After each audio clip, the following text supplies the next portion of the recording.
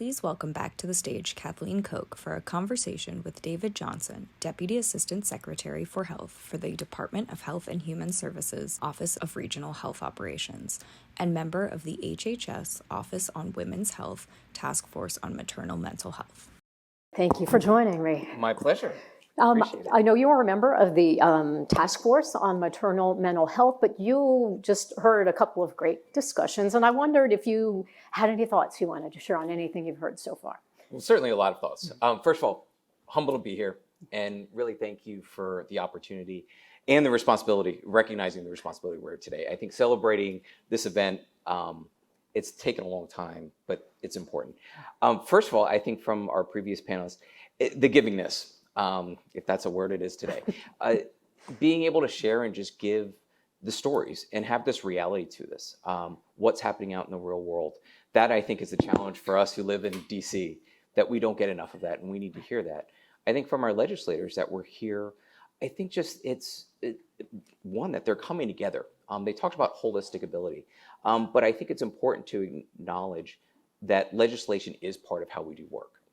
But the givingness of stories, the reality, making sure that we talk about it, reducing these expectations that are being raised, reducing assumptions, and making sure that we do share our stories out there, that we're authentic about how we do it, and that we're doing it for the purposefulness of our future. So I think what they shared with us today, again, the weight of that to me to bring back to what we do every day, it's a fantastic responsibility.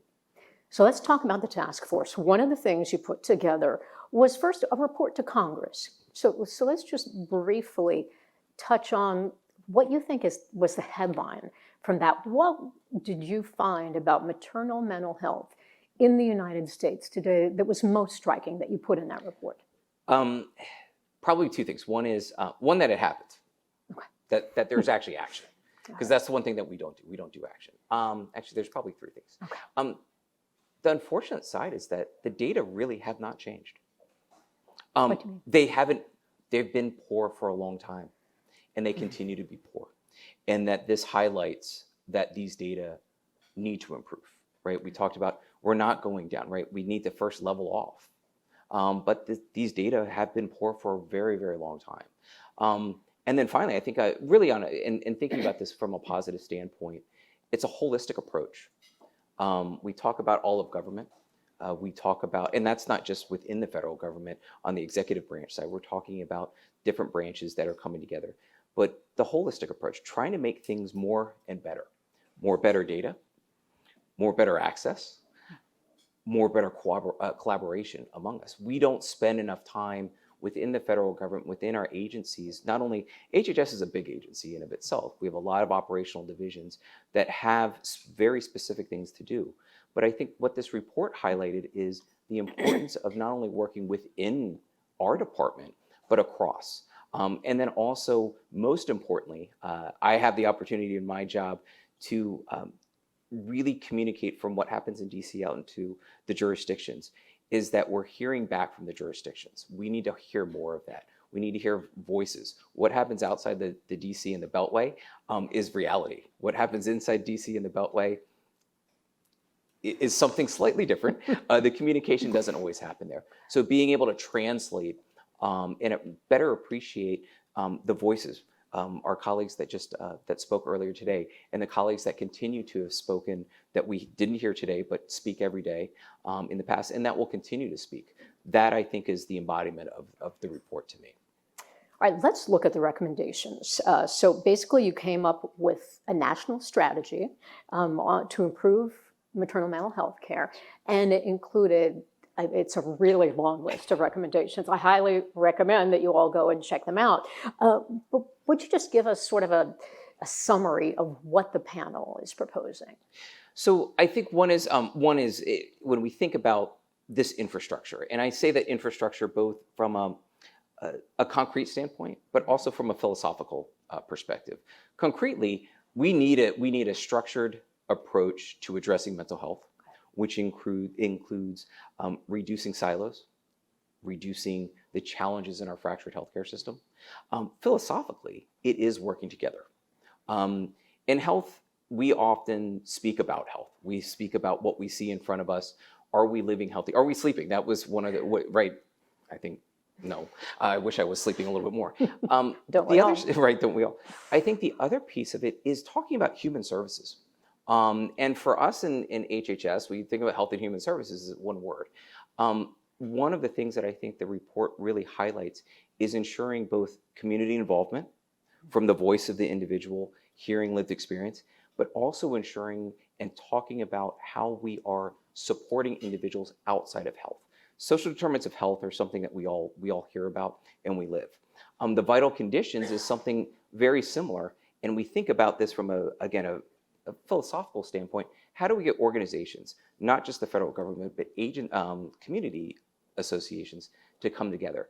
The importance of food, the importance of housing, the importance of all of these other elements that support health. I think the report in of itself embodies that. It talks about this from, again, a philosophical, but also concrete level of ensuring that we are coming together, that this infrastructure is being built. And again, I have to celebrate our legislators today, getting this done so quickly. I mean, speed can happen in DC. It is possible, and it's the will. We just need to continue to push, and I applaud everyone in this field for being able to do that. Before we go into some of the details that I had some questions about, how is this different from what the White House proposed in 2022 when they released the White House blueprint for addressing the maternal mental health crisis? So there is a lot of similarities. And I think if we look at the two and look at parallel, the one thing is, I think with the White House blueprint, it set forth a very clear vision. And in doing that, and I think from any organizational standpoint, it gave us the empowerment, or it empowered us, to be able to move forward. And again, from many different sides. I think it supported what has been happening out in the community, what has been happening with associations, NGOs, to be able to continue their work. It empowered us in the federal government to take that extra step. Should we need that all the time? I will tell you, it's a great feeling to have that, to see the leadership from the administration, to see the leadership again from Congress, to be able to support that. So it established this vision for us.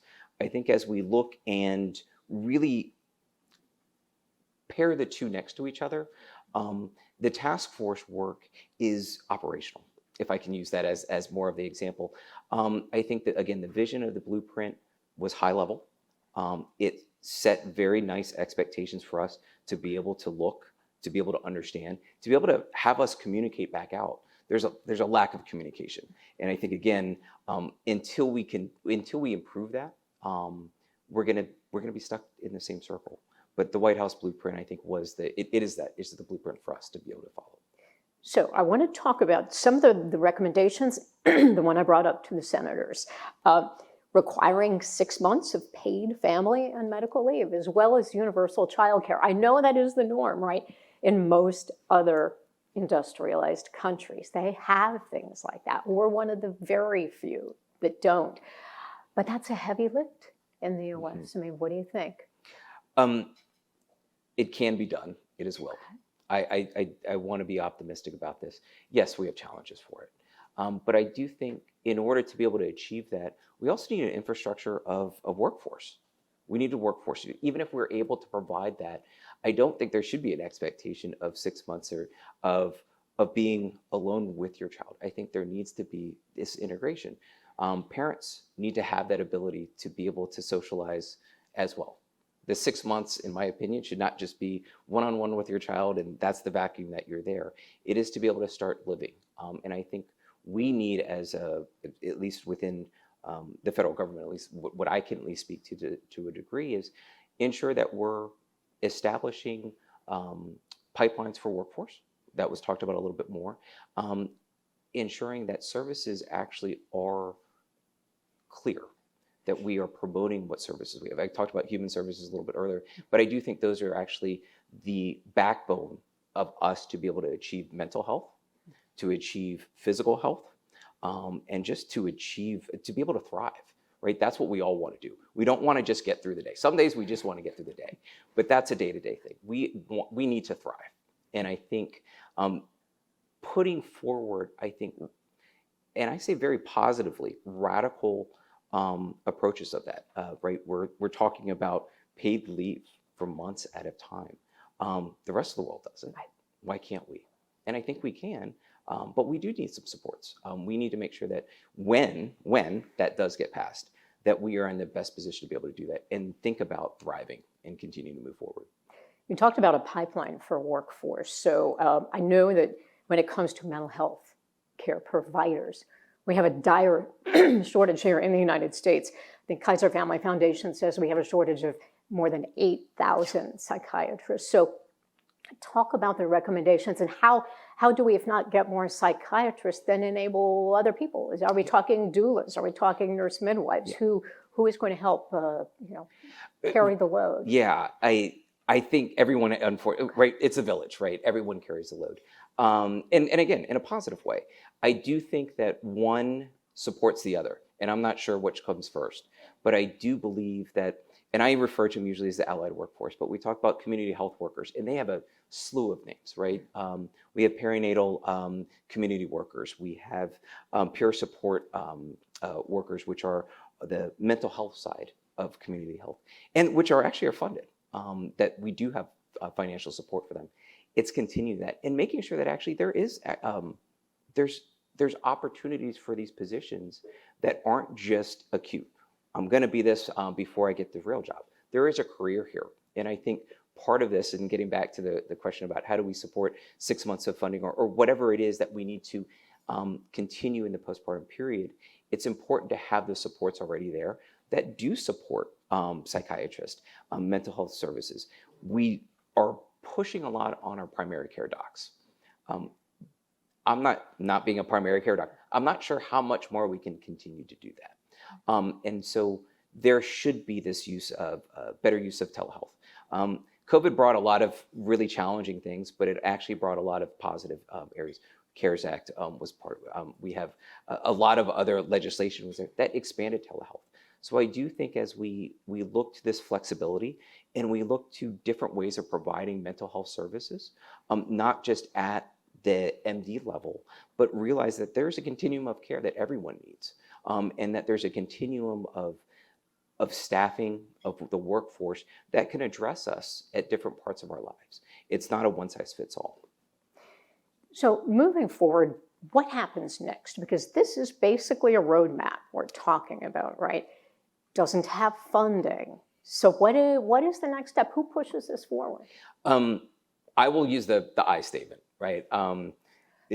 We have to, as a federal employee, there's a responsibility that we have. As a task force member, there's a responsibility that we also have. And what's great about our task force here is that it is a true task force. We have feds, we have NGO participants, we have individuals from a swath, and that represent actually the country. So we all have to take our piece of that. How do we do it without the funding? Well, I think it's actually already happening. In my position, I oversee our regional offices. And so we liaise with the states. We liaise with different jurisdictions and organizations. And state associations, private and at the state level, are doing many of these things. There are postpartum visiting programs that are both supported by some jurisdictions, municipal jurisdictions, but also healthcare jurisdictions, for example. So these are occurring right now. And it's great that they have occurred. It's great that we're doing this, but it's taken too much time. Sometimes we just need to act. Take a point, throw the dart at it, and strive for that, and then go to the next approach. In the interim, while we're waiting for these things to the recommendations to get rolling, to have advocates, to get funding, is there anything in particular or any programs that you think the federal government has initiated that are ongoing or just starting right now that are showing a lot of promise? I was curious in particular about the Postpartum Mental Health Collaborative. Sure. Oh, no, yeah, thank you for referring to that one. So Secretary Javier Becerra, he's the Secretary of the HHS, announced that on Valentine's Day of this past year. And it's a 6-state collaborative. And part of this is data are very important. And it is a pilot. And like I said, I know Iowa's one. There's, I think, 4 other states that start with an N, with M, and then New Mexico. Give me 3 seconds. I could probably figure it out. The importance of that is really that this is not just East Coast, not just West Coast. It actually is across the country. And I think this collaborative, the real purpose of it is to allow states to be able to, and I typically talk about states and jurisdictions, to allow them to execute where they are. Legislation happens as a one-size-fits-all. The importance of that is customization, or is lack of customization, right? We want to have something that works. But the importance of getting it out into the states, hearing, this is where it happens. For us in the federal government to support that, to leverage some of the existing programs that we do have. HRSA has a lot of both maternal health, but also health services. How do those support some of these, this collaborative here? So I do think this is an important approach to both execute what they're doing, what works for them, but collect those data so that we are able to be evidence-based or evidence-informed, because it's the promising practices and those best practices that are used to drive some more innovation, and we need to continue to innovate. David Johnson, Deputy Assistant Secretary for Health and a member of the Task Force on Maternal Mental Health. Thank you so much. Kathleen, Really appreciate the time. I really do. Thank you, everyone.